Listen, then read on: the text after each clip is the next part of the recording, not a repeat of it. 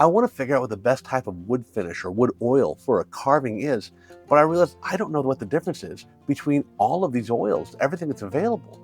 I mean, there's boiled linseed oil, Danish oil, tongue oil finish, mineral oil, Howard's feed and wax, teak oil. There is so much to choose from. I don't know the first thing about it.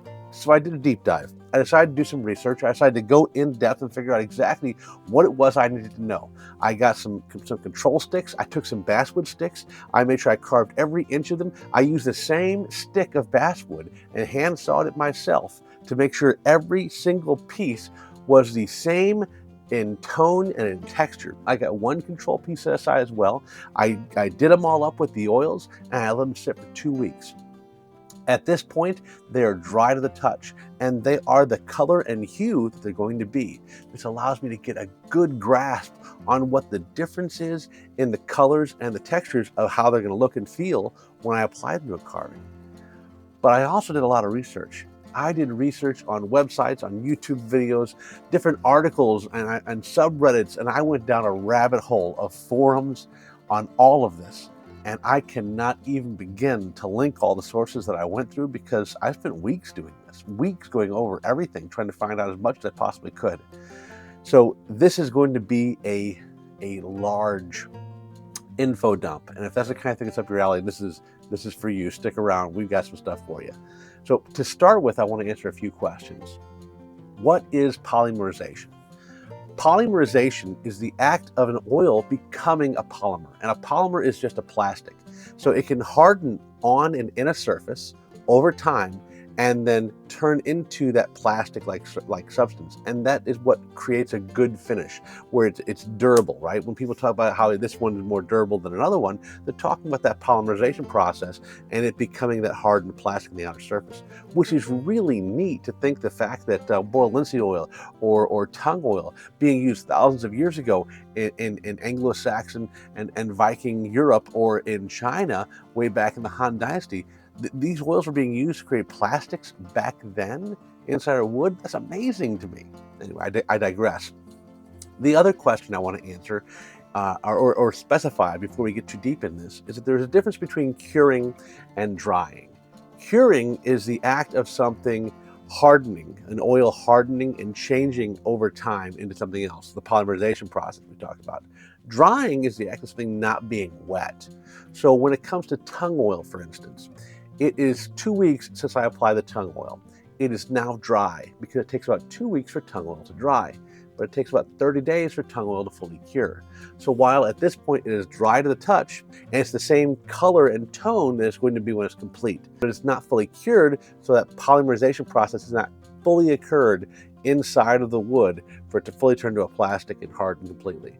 Another question is this: what is a solvent? A solvent encapsulates a large range of chemicals. And they're used to dissolve or dilute as like a thinner. Generally, they're not food safe. They're like mineral spirits and lacquers, and you use them to dilute something, right? We could put a thinner into boiled linseed oil, which will thin it out and make it easier to apply, because boiled linseed oil, as you can see, is a little bit thick and viscous.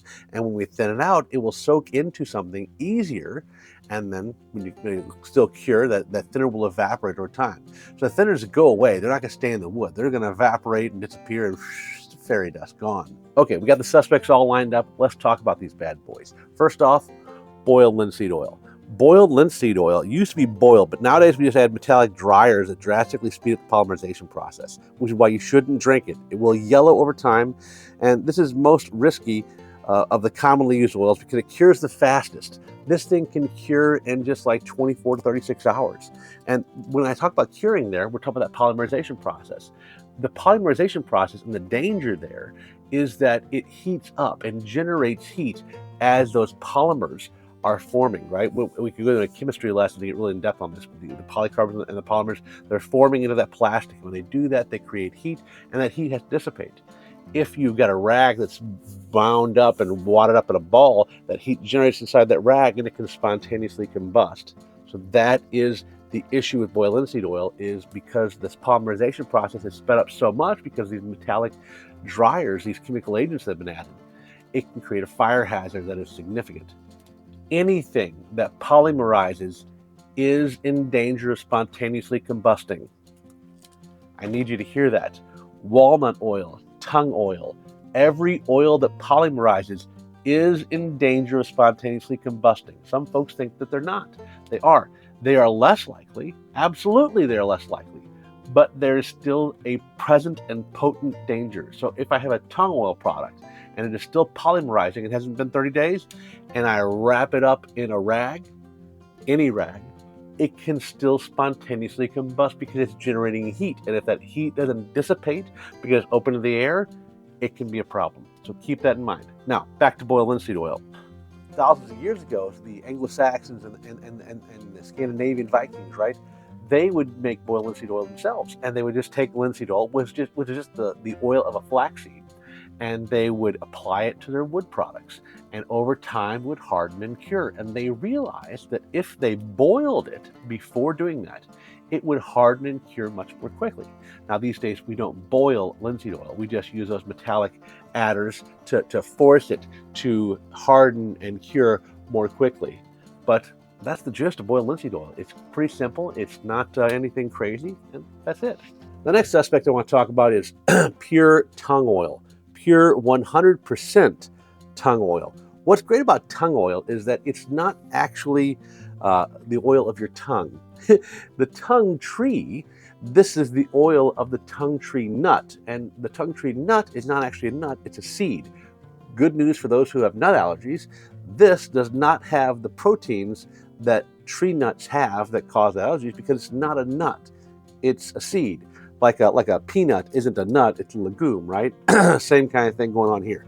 So the Chinese would take those tung tree nuts, seeds, and make an oil out of it, and they called it a wood oil. And that's what they used as wood oil, was just tung oil. And it has been being used for thousands of years as well. And just like boiled linseed oil, it has this great polymerization process.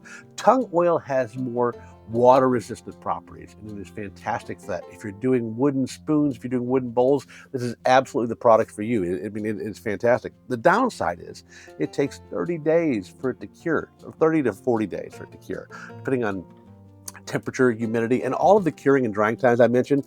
It all depends entirely upon temperature, humidity, and the barometric pressure in your area. So it's going to fluctuate, and it could be like 25 days, it could be 30 days, it could be 40 days, depending. So keep that in mind. The nice thing about tung oil is when it's 100% pure tung oil, there is no VOC, there's no additives, it's solvent free, it is just all natural product, and it is fantastic. But it does have this aroma that some people hate. It is earthy and musky, and I kind of enjoy it. I think that it's a nice smell. It's not terrible to me. And I like the smell of boiled linseed oil too. I don't like the smell of all the chemical smells you get with some of these products, which we're going to talk about coming up here in a second. Next up, I want to talk about mineral oil. Now, mineral oil is being used primarily on cutting boards, and it's not a natural oil. This is petroleum-based. Because petroleum-based, your body can't use it, so it works great as a laxative. Because if you drink this stuff, your body being unable to use it is going to pass it right through your system, and anything else in the way is going to get forced out as well. So you can actually get this in the pharmacy far cheaper than you can with a little cutting board logo on it. Because if you go to the pharmacy, you'll find the laxative sections, the exact same product, but cheaper than you'll find it at Lowe's or Home Depot. So that's a little trick for you if you want to get it cheaper than the bottle that I got. I got it at Home Depot because I was already there, or at Lowe's, because I was already there, and I was like, hey, let's grab it off the shelf right now. So the nice thing about mineral oil is that it's really easy application. It takes, I hesitate to say drying, because this is a non-drying oil. It doesn't cure. If you put this on a table and just pour it in a little bowl, it will sit there from now on. It will do nothing. It will not cure. It will not dry. It won't evaporate. It will just sit there and be there because it's petroleum based. Now, the nice thing about that is easy application. Your wood will not appear dry, but it won't feel dry either. It will dry mostly to the touch. And you feel them next to each other though. So this one here is the mineral oil, and this one is the boiled linseed oil. And when I touch them next to one another, I can absolutely feel the difference in the mineral oil versus the boiled linseed oil. This one is dry and it feels dry, and this one feels slick, like there's oil on it. And I probably wouldn't notice that feeling if I didn't have the boiled linseed oil one right next to it to look at the exact same time. So take that for what it's worth. You know, if you like the look and finish of mineral oil, you're probably not going to notice that sheen unless you're comparing it adjacent to another one. I don't think I would have noticed how slick it is and how oily it still feels if I didn't have it right next to boiled linseed oil at the same time. Howard's Feed and Wax. A lot of people like Howard's Feed and Wax. They're talking about it all the time. It says right here, beeswax and orange oil, right? Or is it? Turns out it's not. If you look up the material safety data sheet for this, it is not just beeswax and orange oil. They're giving you a bit of a lie there. It is actually mineral oil. For Howard's Feed and Wax, the safety data sheet states that it is distillates petroleum. It is mineral oil between 50 and 75% by weight. Hydrotreated light mineral oil between 25 and 50% by weight. For orange oil, it is between 1 and 10% of orange oil, 1 and 10% of beeswax, and 1 and 10% of carnauba wax. So this is flavored mineral oil. It is scented mineral oil. So I did not know that when I first applied these at all. I had no idea. I applied it, and then I started touching all these after they've been drying and curing for 2 weeks.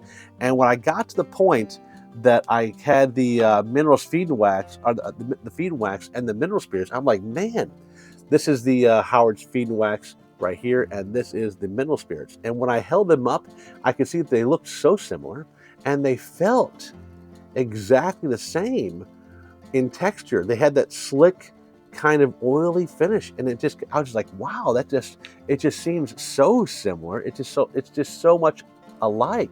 What's going on there? And it wasn't until I looked at the material safety data sheets for Howard's Feed and Wax that I realized what was going on. It's the same thing.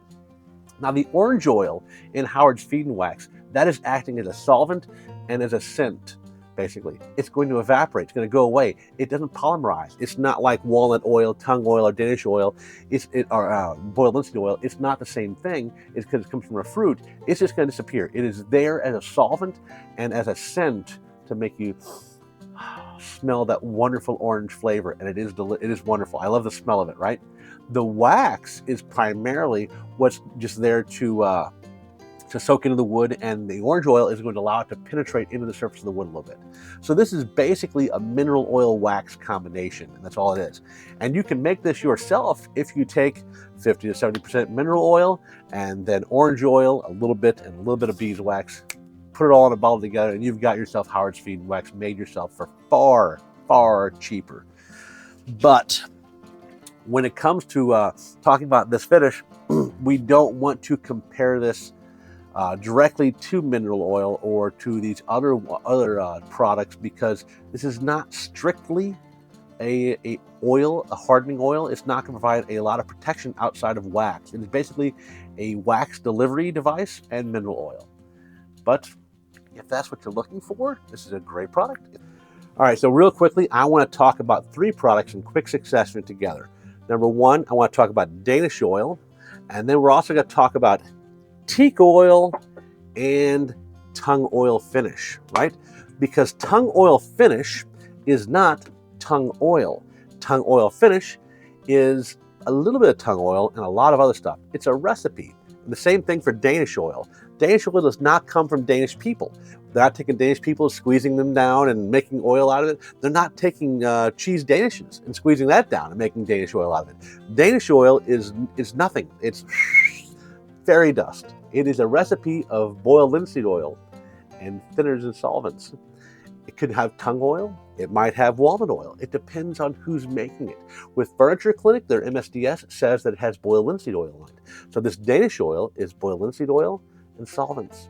Solvents to thin it out. So when you see it pour into this cup, its viscosity is a lot less than the Danish oil or than the boiled linseed oil. It's not as thick. Because it's not as thick, it will apply easier and soak in further, but it is still going to polymerize just like boiled linseed oil does. Because it's thinned out, it won't polymerize as quickly, it won't heat up as fast, but it is still a concern that you should have when using, just like tung oil finish and teak oil finish. We're going to go over here momentarily. Not every Danish oil is built the same. This Danish oil by Furniture Clinic is made in Great Britain, but if I got Watco's brand Danish oil, that Danish oil is going to have a different recipe, a different material safety data sheet that might include tung oil, it might include walnut oil, it might not include any boiled linseed oil at all. They can put in these products whatever they want to, and there's no law stating what Danish oil has to consist of. They can make it consist of anything they want to. So when you buy a Danish oil product, understand that the finish that I show here is for Furniture Clinic Danish oil, and this Danish oil and its finish is particular to this product and this product alone. And it won't be the same across the board. Now, tung oil finish is the same thing, but we're mostly using tung oil. And if you look at the material safety data sheet, this has boiled linseed oil in it too. In fact, some of the tung oil finishes I've looked up had zero tung oil. They had boiled linseed oil instead. And that's okay. This is just marketing terms, marketing ploys on these finishes. So if you see the word finish on a product, that's when you got to worry about what's going on inside the bottle. Each of these two, the Danish oil smells natural. It smells fine. The teak oil finish and the tung oil finish, they smell like acetone. They smell like chemicals. They smell like these thinners. I would not want to use tung oil finish or teak oil in my house ever again. Like they smell horrendous. It is such a chemically smell. When it comes to this particular Danish oil finish, it is absolutely mineral spirits and boiled linseed oil. And I think that's like virtually all of it by weight. There's a little bit of some other stuff in there too, some petroleum in there, but it's mostly just that. So this is a close to being just boiled linseed oil that's watered down, so to speak. It's been thinned out. It's thinned out boiled linseed oil. And that provides it with less of a yellowing over time than boiled linseed oil is going to have on its own because it's been thinned out. It's not going to have as much of a protective surface as boiled linseed oil does on its own because it's not as condensed in one area. So that polymerization process is spread out across it. When it comes to tung oil finish, again, you don't know what you're going to get between one product, the tung oil finish, and another one. So while this one smells very chemically, it smells very much like a chemical. It says easy hand rub protection for bare wood, but you better wear gloves because when you read the directions in the back, they talk about how it can be dangerous to your skin. It can cause skin irritation, and definitely smells like it would. Now the Watco teak oil, there is no such thing as teak oil. This is not oil of teak. This is oil made for teak wood. That's the marketing ploy there, right? Teak wood is used primarily in outdoor furniture. And so they made this as an oil that can apply to teak furniture outdoors to provide a better sealant for furniture that is outside. So the teak oil finish that you find is all about that. It's not coming from a teak. There is no such thing as a teak, right? Easy wipe-on finish, but it's chemically designed to provide better outdoor protection. If I was doing furniture outdoors, I would probably use teak oil. And when I talk about tung oil finish and teak oil finish, they're probably great finishes. It's just that for what I'm looking to do them for with carvings, these are not what I'm wanting to do. I'm not wanting to go down this route. And knowing that now that I've done a little research on it, I see, okay, anything that says finish the name, I don't want.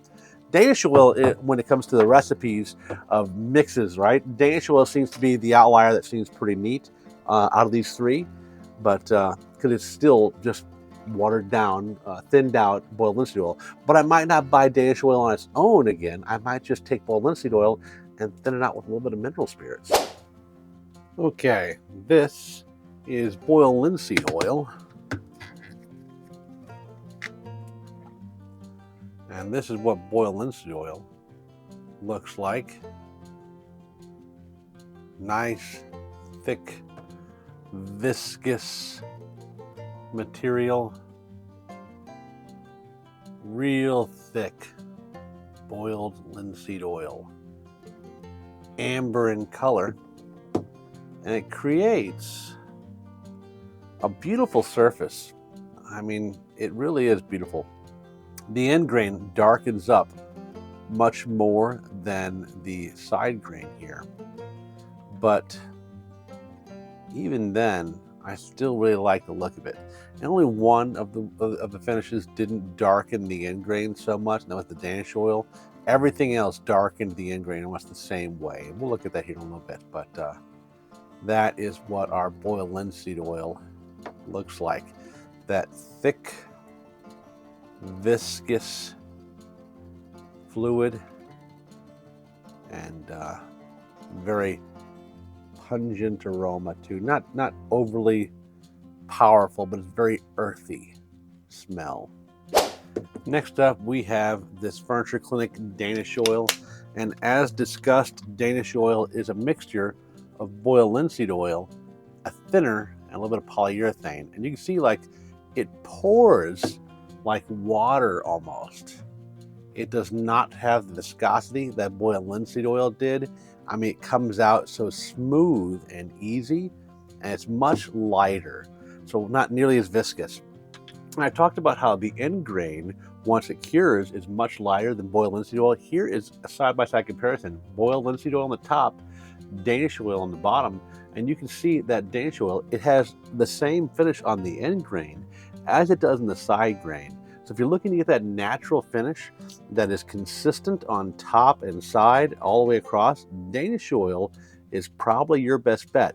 It's going to polymerize and harden just like the boiled linseed oil does, but it's going to cure quickly, unlike the tung oil, and provide that nice even finish without coloring and yellowing over time as much as boiled linseed oil does on its own. So a great idea, great product in that manner, and doesn't have that same odor and doesn't have that same viscosity with it either. Next up, we have the tung oil finish right here, and it's got a yellowish amber color, I mean orangish I guess color. It pours like water, and again, this is not pure tung oil, it is tung oil finish. So it is a recipe of various things, but it is definitely thinned out enough so that it pours like water. And this has a pretty light finish when it comes to that end grain as well. It's not as light as the Danish oil. This is the Danish oil, and here is the boiled linseed oil. It is more comparable to the boiled linseed oil here. The Danish oil is here, and the tung oil finish is right there. The tung oil finish is a little bit darker than the Danish oil, but still not as dark as the boiled linseed oil. So on the side grain, there is not much of a difference between Danish oil, boiled linseed oil, and tung oil finish. I mean, looking at it via my eyes, they look the same. I mean, just exactly the same. There's no finish difference. It's that end grain where I can really see the difference in most of these at all. So, and that is the tung oil finish. Next up, we've got the pure tung oil. This is 100% pure tung oil, and it pours like syrup. It is viscous and thick, and it is definitely the thickest of everything that we're trying today. There's nothing quite as thick and as slow moving as the tung oil. Look at how it coats the inside of that. When it comes to the finish, this is 2 weeks cured, so it's not fully cured. It's still got another 30 days to fully cure, but it's dry to the touch. This is against the Danish oil here. You can see a slight difference in the color. The Danish oil is a little bit lighter than the tung oil. When it comes to the boiled linseed oil here, adjacent to them, boiled linseed oil on the left, tung oil in the middle, and the Danish oil on the far right. That tung oil may be slightly darker. Maybe, I mean, if it is, it's not much. Tung oil again in the middle, Danish oil on the right, boiled linseed oil on the left. It is barely any difference between the boiled linseed oil and the tung oil when it comes to the end grain. They are very much on par with one another. So again, that lighter finish of the Danish oil, That's the one that has the light finish on the end grain, and that tung oil here and boiled linseed oil on the left definitely have that darker coloration on the end grain. All right, next up we have mineral oil, Howard's brand cutting board oil, and this is petroleum based. You can see it works like water kind of when it comes out of there, a little bit more viscous than water, and odorless, colorless, and tasteless. And when it comes to the finish, you can see it provides the same type of finish as what BLO and Danish oil on the sides here. You can see there's virtually no difference in the coloration there. And here is the unused stick of basswood with no oil on it. It's still far lighter than everything else we've had here. And we're going to do a side-by-side comparison with all of them here in a little bit. But the end grain, again, is far darker on the BLO, which is here. Mineral spirits is probably fairly close. When I put them side by side there, the Danish oil, of course, being the lightest one, so I keep bringing that one back in the picture because it's the lightest of the end grains and the lightest finish. But that end grain is pretty on par with the BLO, and the sides pretty on par. The BLO feels dry to the touch, and the mineral spirits feels slick. It does not feel dry because it's a non-drying. It's never going to dry completely, so it'll always feel a little bit slick, a little bit wet. And that's where we're at with the mineral spirits. Okay, next up, Howard's Feed and Wax. This is orange oil and beeswax mixed together. From our research, we know it's mostly mineral oil, but it certainly doesn't look it when you view it here in the cup. It looks like a runny egg, and it smells so citrusy. It really smells amazing. And as a finish, that citrusy smell does go away over the course of 2 weeks. So on the stick we've got where it's applied, that citrusy smell is completely gone now. The finish of Howard's Feed and Wax right here, it is still a little bit, it's not completely dry when you compare it to boiled linseed oil, the same wood. I probably wouldn't notice, the same with the mineral spirits, I probably wouldn't notice that it was wet if I didn't have something to compare it to immediately. Like right here, I can feel how dry this boiled linseed oil is on this block, and then comparing it here, it's just a little bit slick. The wax is still a little bit slick on this block. The end grain, though, is a little bit lighter, just slightly. And when you compare it to the Danish oil, you can see that they're not quite on par as light as the Danish oil is, but it is a little bit lighter, slightly lighter than the boiled linseed oil finish is. I'm going to do that side as well. It's just a shade lighter, maybe, not much. But again, you can still feel it's a little waxy. It's not dry completely. That wax finish just feels a little slick compared to how dry and finished the boiled linseed finishes. So, food for thought. All right, next up we have our teak oil. And initially it has a very strong chemical smell, just like the tung oil finish has. It's a very strong chemical smell, chemical odor. I'm spilling it on the table there. That's okay. That's what a craft mat is for.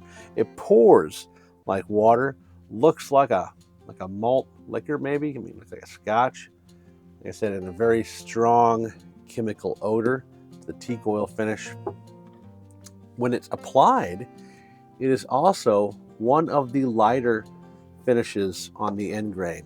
So here is our Danish oil end grain and our boiled linseed oil end grain right there. And you can see it's also as light almost as the Howard's Feed and Wax. It's right in line with the Howard's Feed and Wax. Not quite as dark as boiled linseed oil, not as light as the Danish oil. Looking at the sides of them, I mean, they are on par. Let's put the teak in the middle, boiled linseed on the right, Danish oil on the left. And they are very, very on par. End grain again, That teak oil is, on this side of the end grain, it looks almost as light as the Danish oil, but this is the light. It is really just, it's between, midway between the Danish oil and boiled linseed oil. It is definitely midway, depending on the light and how it hits it. The Danish oil is definitely the lightest of the bunch. So, and that is what we have for teak oil, the last of the oils to show. And there's our finishes all lined up. So number 1, we've got boiled linseed oil, 2, Danish oil, 3, the tung oil finish, 4, the pure tung oil. Pure tung oil, 5, the mineral oil, 6 is the Howard's Feed and Wax, and 7 is the teak oil. Okay, so I'm going to flip these over straight so you can see in a line the coloration here, and there's virtually no difference. On top here is an unfinished basswood block. I have carved every surface of this, so it's all nice and smooth, all touched with a knife, just like all the other blocks. But you can see that the coloration that oils have at 2 weeks is virtually the same. The difference comes in on this end grain, and it's that Danish oil that stands out as being lighter. There are slight, ever so slight variations here, especially on the end when it comes to the Howard's Feed and Wax and the teak oil. They're slightly lighter. The tung oil finish is slightly lighter, but it's that Danish oil that gets us closest. Get to focus correctly. That Danish oil that gets us closest to a natural finish on the end grain as well as the side. It's the Danish oil that stands out in that regard. If I was going to keep 1 or 2 oils in my house, it would be the boiled linseed oil and the Danish oil. The other oils I wouldn't keep in my home when it comes to wood carvings. And that is just me and my opinion. Everyone's opinion is going to be different. My reasoning on this is that I want a couple of options. The Danish oil gives me the option of a very light coloring if I want to get something as close to a natural wood finish as I can. And the boiled linseed oil gives me the option for a little bit darker of a finish, but also that quick drying time, ease of use for how quickly it cures. I just have to be mindful about disposing of the rags properly because of the polymerization process, and I know how quickly those things can heat up. So its ease of use in that is high for me. Its difficulty in cleanup is managed, I feel, in what else it brings to the table. And the same for the Danish oil. The Danish oil, I don't have to worry nearly as much about the polymerization process because it's far diluted compared to boiled linseed oil, but it's still a consideration.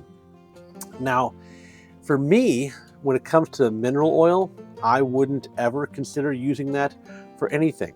After having done all of this research, and I could link things for things I've researched when it comes to these products here, I could link, 100 articles and videos that I've watched and things I've gone over. But basically, cutting board oil, mineral oil, is a terrible finish for every product or application. If you want a better oil, any place where you would use mineral oil, even in cutting boards, tung oil, pure tung oil is a better solution and will be a better solution every time. So if I was going to throw one away and not use one at all, it would be the mineral oil. And that's just for those solutions. When it comes to Howard's Feed and Wax, I like the fact that it's a quick and easy solution for applying wax to a carving. I don't like the way that it feels once done. I love the smell and the ease of use. About 30 minutes later, and it's mostly dry to the touch, and you can package it and ship it. You can wrap it up and things. You don't have to worry about any polymerization occurring that are going to cause problems. But that non-drying of the mineral oil inside of it is an issue to me. Danish oil seems to be the next best solution when it comes to the coloring of the wood. I think Danish oil wins out there. When it comes to how long it's going to last, Danish oil wins out above Howard's Feed and Wax. And its difficulty of use is only slightly higher than Howard's Feed and Wax. I mean, sure, the cure time is 24 hours versus 30 minutes, but I can deal with that. And those are considerations that you're going to take into account too when you're picking which finish of these you might want to use. The tongue oil finish, I probably won't use. That strong chemical smell, it's a real turnoff for me. I don't like that. The teak oil, the same way. But with that said, for both of them, the tongue oil finish had a nice light coloring. If I was looking to do an exterior product, an exterior finish on something that wasn't a carving, or maybe a carving that would be sitting outside, I would consider the teak oil finish for those types of solutions. So this is the tongue oil finish here, and this is the teak oil finish here. I would definitely consider these if I was doing an outdoor carving, one that would be sitting outside. From what I've read and studied, the teak oil does really wonderfully in wet conditions, but the tongue oil finish does equally as well in wet conditions as well. So I don't know, that's a hard sell there, because that chemical smell of the tongue oil finish and the teak oil finish really didn't sit well with me. I mean, that was just strong and powerful and not all that appealing, where the tongue oil finish had a smell, but it was earthy and nutty, and I kind of enjoy those earthy and nutty smells. And when it comes to the coloration, pretty on point. It's pretty nice. So yeah, I'm a pure oil fan when it comes to tongue oil and boiled linseed oil and Danish oil. But I would probably get rid of the tongue oil finish and the teak oil finish. I'm probably not going to use those again. I'll be using pure tongue oil. I'm going to save that, keep that out in the shop for other situations I might be in. The minerals oil I'm going to get rid of. Howard's Feed and Wax is probably going to stay in the house, but not for use on carvings. I'm probably going to keep it for restoring tobacco pipes, because that will work fairly well on that. And I just don't think I'm going to use it on my carvings all that much. But that's where I'm at for my opinions.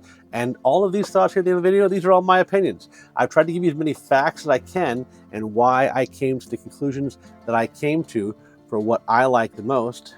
That pure tongue oil is the most impressive out of all of them, I think. But its price and its long cure time at 30 days make it a impractical solution for me. That 30-day cure time, 2 weeks just to dry to the touch. And the whole time it's a polymerization process. You do have to be careful with it. It's not as dangerous as boiled linseed oil, but you do have to be mindful of the fact that it will and can spontaneously combust if you're not careful. So with all of that, having to be mindful of it still because of that, and then the added time that it takes for it to cure, that just it doesn't put it high on my list for usability, even though the finish is fantastic. And the fact that it's a 100% pure oil, no additives, no solvents, zero VOC, I mean, that's just absolutely fantastic. So, and that's where we're at. And that's all I got for you. Thank you so much for watching the video and sticking around this long. If you liked the video, if there was any kind of benefit to you whatsoever, please like the video down below, subscribe to the channel. And outside of that, I hope you guys have a great day, have a great weekend. Thanks for stopping by. Watch one of these other videos on the channel that pop up on the screen. You need these in your life.